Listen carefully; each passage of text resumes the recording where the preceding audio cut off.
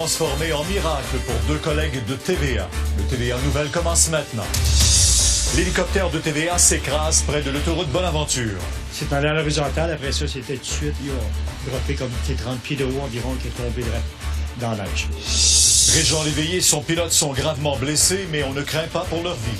Ils sont complètement conscients, donc il n'y a pas de blessure intracrânienne, pas de blessure traumatique à la tête. La révision des tests du cancer du sein est terminée. 87 tests étaient erronés. 39 Québécoises n'ont pas reçu le meilleur traitement. Que se passe-t-il à Copenhague? Pendant qu'une manifestation dégénère, la présidente de la conférence sur le climat démissionne.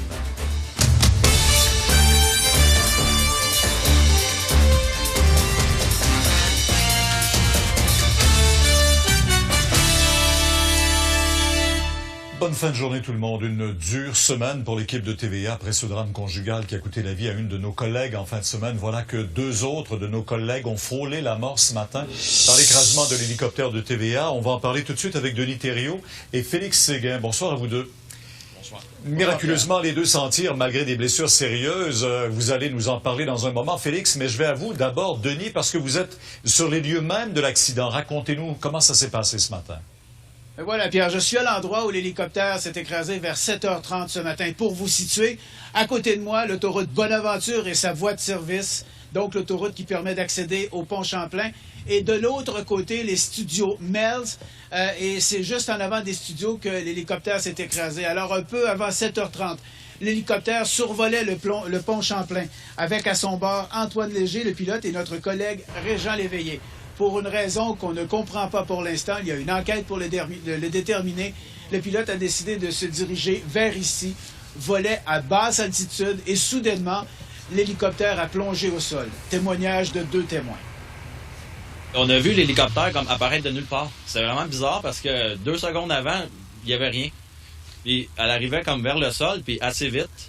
Puis le pilote me demandait même si je voyais les hélices encore tourner quand je l'ai vu. Puis oui, les hélices tournaient, puis quand ça a frappé le sol, l'hélice, elle a traversé pour venir juste en avant de mon autobus, peut-être à 10-15 pieds en avant. Donc, il était bas.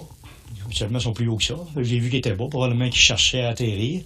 Mais il n'a pas pu finir. Il a descendu, il a droppé direct au sol.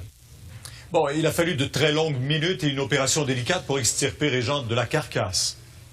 Absolument, Pierre, parce que le pilote a pu sortir tout de suite, immédiatement. Les ambulanciers qui sont arrivés lui ont porté secours. Quant à Régent, il est resté coincé dans la carlingue. À ce moment, le chauffeur d'autobus qu'on vient d'entendre s'est précipité près de lui, l'a aidé au tout début.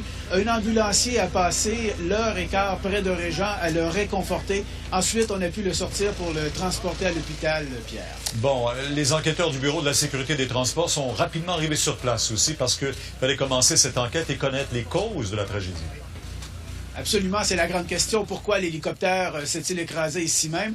Le Bureau de la sécurité des transports a entrepris son enquête.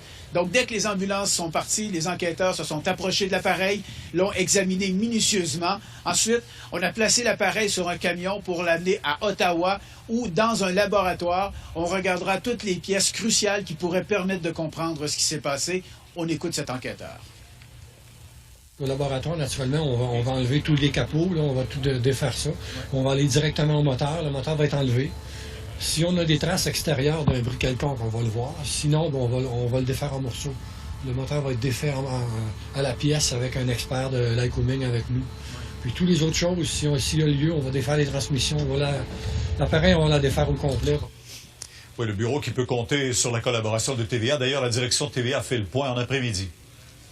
Absolument. D'abord pour dire que l'appareil de 2005 a été complètement remis à neuf à l'été. Il y a d'ailleurs eu, Pierre, une inspection récente qui avait montré qu'il n'y avait aucun problème. Et d'ailleurs, lors de cette remise à neuf, tout avait été fait, Pierre, selon les normes du fabricant, selon les normes de Transport Canada. Mais pour l'instant, la priorité de la direction de TVA est vraiment envers nos collègues qui sont à l'hôpital. Notre priorité en ce moment, ça va pour Régent et pour Antoine et leur famille. Alors, on est des équipes qui sont sur place.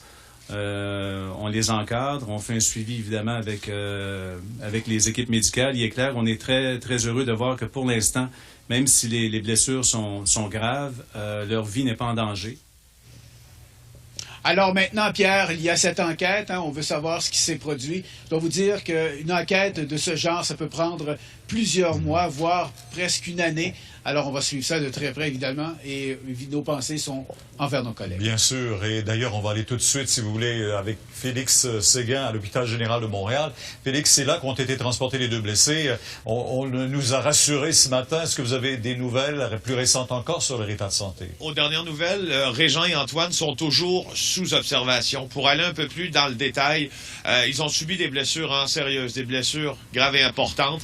Pour Régent, ce sont des blessures au bassin. Et pour Antoine, ce sont plutôt des blessures au dos. Et ça nécessitera pour les deux des opérations. Mais là, on est sous observation. Les opérations, en tant que telles, n'auront pas lieu avant vendredi pour Antoine. Et puis, l'état de santé de Régent, comme je vous disais, il est toujours monitoré de très près par l'équipe de trauma ici. Et on verra. On regarde ça d'heure en heure, mais jamais leur vie n'a été mise en danger par ces blessures. D'ailleurs, tout au long du transport ambulancier, Régent et Antoine étaient en mesure de s'exprimer. Les médecins nous ont aussi dit qu'ils savaient très bien pour leur état de santé ce qui était pour arriver les procédures médicales. Le journaliste Régent Léveillé sont hors de danger, même s'ils ont subi des blessures graves. Disons que l'historique n'a pas été simple pour cet hélicoptère dont la première sortie a été pour couvrir l'arrestation un peu brutale de la sœur de Pierre-Carl Péladeau, Anne-Marie. Ce matin, la gestion des communications n'était pas plus simple. Pendant les premières minutes, pendant de longues minutes, à TVA, on parlait d'un atterrissage d'urgence, alors que partout ailleurs, on parlait d'un écrasement. Évidemment, les images parlent d'elles-mêmes. L'hélicoptère s'est malheureusement écrasé.